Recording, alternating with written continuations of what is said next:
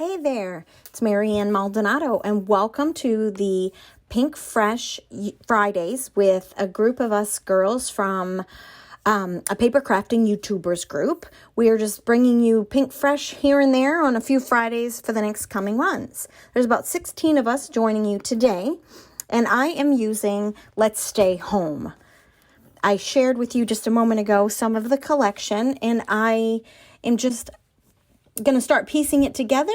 I hope it's inspiring to you. I did mix a couple colors here that really didn't match perfectly, but they're in the same collection. And it's actually the paper with the paint grids is the same, is the purple on the back. So I feel like it was meant to be together. Anyway, so I took it off camera and I sewed on it a little bit with some zigzag sewing. I saw somebody do some zigzag recently, and I'm like, oh, I haven't zigzag sewed in a long time. So I threw that on there. And then I also, on my photos, put my date of the activity. So that way when I go to scrapbook it, I don't have to look up the photo and find out what the date is. So before I covered it with foam tape, I wanted to make sure I wrote it on a Post-it note so I could add the date later to my layout. So I wanted to have some balance, so I added another piece of paper down towards the bottom. And the main focus on this layout is going to be my title. Do you ever have a layout that you do and it just doesn't come together at the end the way you really wanted it to be? I'm not a biggest fan of this layout. I had a really good time doing it. I think it's because there's just so much color and my title is just way too big. I'm picky. So maybe it's better than I actually think it is. But it was fun, and this is what I have for you today. So I'm just going to keep going by plugging in some pieces. I did take it off camera and sewed the bottom piece, and I also sewed a zigzag across the yellow 3x4 block that you see. So my main focus, again, like I said, is my title. I did bring in some inks. They're all Distress Oxide. I'll list them below. But I did bring in blue. I started with shaded Lilac and then some chipped Sapphire and some blueprint sketch, excuse me. This was a nightmare. Again, a nightmare for me to get this together. All my insides of my lettering pulled apart. I deleted all that for you, but I did keep in a little bit of the cheesecake portion for you to see. I don't know what I was thinking. I think it's too thin of a title. This mat is kind of sticky. It's from Altenew, and it's nice, but my pieces kept popping out, and it was a little bit of a difficult time for me. You'll see through this coloring of the cheesecake, they just shifted quite a bit for me, but I managed to make it work.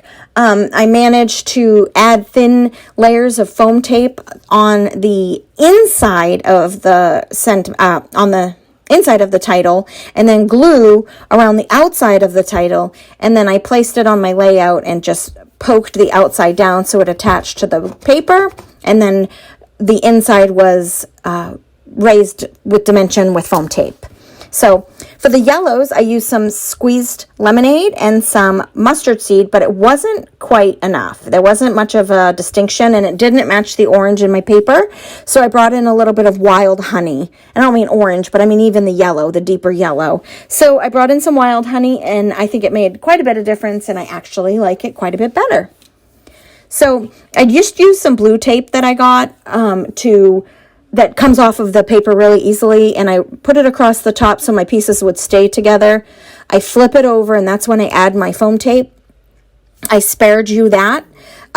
You're welcome. It took forever, as well as trying to keep those pieces together took me forever as well. See how I had to keep piecing them back in, but it was worth it in the end. I do love the activity of having a cheesecake bake-off with our friends. It was COVID. The four families got together quite a bit. There's only 3 of us in the photo because one of our friends had a migraine that night, but her husband came. So he offered to eat cheesecake, but they did not intend to participate in the bake-off. But I did not win. The cheesecake that won was baked by a 15-year-old boy, and it wasn't even baked, actually. It was one of the cold cheesecakes. So Julie and I, my other friend there in the photo, her and I, we baked for hours creating our cheesecakes. And our friend John in the middle had his son make his, and it was a cold cheesecake, and he actually won. It was the best cheesecake there, hands down. Of course, ours was a little fancy and a little bit over the top with nuts and caramel and chocolate and drizzles and all of this stuff, and his was just a classic cheesecake that was the creamiest we've ever had. So we enjoyed it, that's for sure. So I am just trying to see where I want to place my my title. I did use adhesive on the back of the bake-off, which I applied down flat, and then the cheesecake is the one that is raised up with foam. And you can see my papers on there. I did break my paper and kind of fold it over like it was a little disheveled, and I really like that look. Amanda Baldwin does that, and I think she's on this hop. Maybe she did it on her layout for this time too, but she does that quite a bit, and it's fun because you see the peak of the sneak peek of the paper on the back, and it's actually the paper that I have used on this layout, so it was neat. That white paper isn't actually white. It is a thin black and white striped paper, and it's really beautiful. I believe I've used both of them. I bought two and I've used them both, and now I really wish I had some more. But I used the pink cut file from Paper Issues. It's a small store, and they have over 600 free cut files. I highly recommend you get over there. This is just one of the alphabet cut files that they have. Head over there and get all of the alphas that you want. You will not be disappointed. All of the cut files that you want, download them all. Doesn't matter. Cassie will send them all to you. Download them and feel free to use them. I do love all of the cut files over there, and if there is ever an issue with one, they fix it for you and send it back to you. It's wonderful. Absolutely wonderful. So you can see how long it's taking me to piece this title on, sped up, and deleted some of the sections. Imagine in real life. It was a challenge. I'll say that much for sure. I do tuck in some ephemera and some of the chipboard, chipboard flares and some stickers. I used foam behind some, and I used, I just flat down for others, but I put some foam behind the mixing bowl, and I just covered up the mixing bowl that already existed on that 3x4 block, the yellow block. I felt that was a little too plain, so I raised it up with the mint green mixer instead. And foam tape, of course, is the best stuff that you can use in scrapbooking. Absolutely the best. And that just gets a little bit more detail there. And then I start to tuck things in, move things around a little bit. Don't use some things that I had saved out. Use some others. There's a mitting glove, like a oven mitt glove there. Fantastic. There's also a foam one in the collection. Or not a foam one, but a puffy one. And I loved that, but it was not quite the right color that I wanted to use here.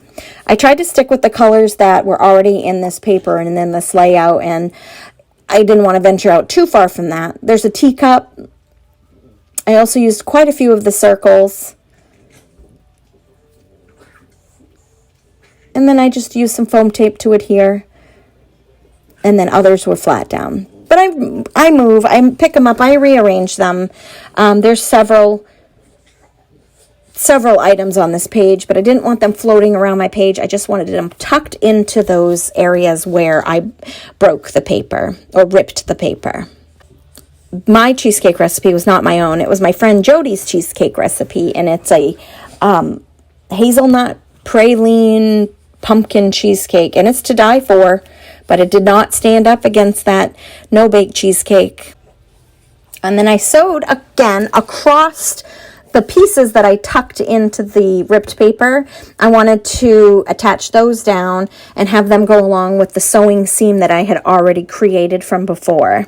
But I did journal. I freehand journaled. Not a big fan of my own penmanship, but I think it's important for my family and to see my penmanship and hear stories. So I just mentioned that, it was not really baking together. We all came together to eat what we had baked, but it was delicious. And I named the people that were at the event. And of course, I add the date. There we go. And now we're going to see some close-up samples after I have added the jewels. I just used the beautiful purple one. And it's funny because I keep going back to this purple one for the last several layouts that I've completed using Pinkfresh. It's the best color out there, I swear. The other ones are pretty too, but this one is just so unique, and it's probably one of my favorites. So I just add a couple random here, there, everywhere, and I glue them down. And then I share some close-ups with you. So I hope you've enjoyed this hop. Go on to the next person. You'll really enjoy it. We're all using Pinkfresh. You'll see how we all use the collections differently, or how we all can come up with different ideas for Pinkfresh collections. So I hope you do come back and visit. I appreciate you stopping by here today. I know I will be back with another layout. Hopefully I will see you soon, and thank you for stopping by. If you'd like to like and subscribe, I would greatly appreciate it. Have the best day.